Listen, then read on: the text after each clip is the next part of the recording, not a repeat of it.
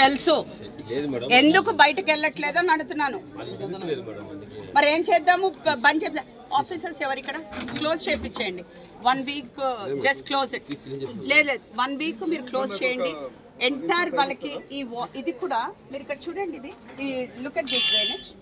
Water పోవటం లేదు.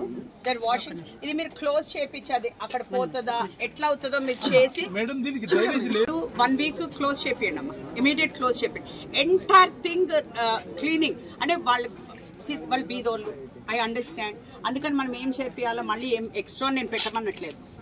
క్లీన్గా చేపించమంటున్నాను.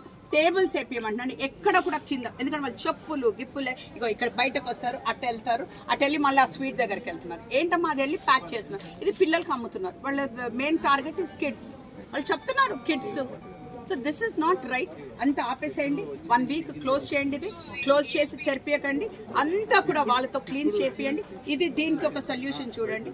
ఇది ఎట్లా ఇప్పుడు ఈ లోపల నుంచి వస్తుంది. డ్రైనేజ్ లేదంట. మరి find a solution for that. ఇట్లా వచ్చి ఇప్పుడు ఈగలు ఇవన్నీ కూడా ఇట్లా ఉన్నాయి. How they are living here.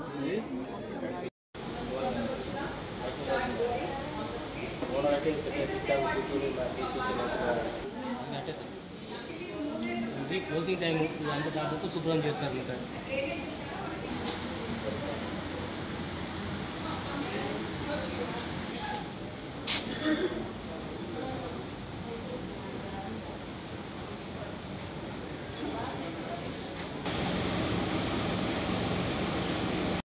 వీళ్ళ దగ్గర ఇది శ్రీ మహాలక్ష్మి అంట.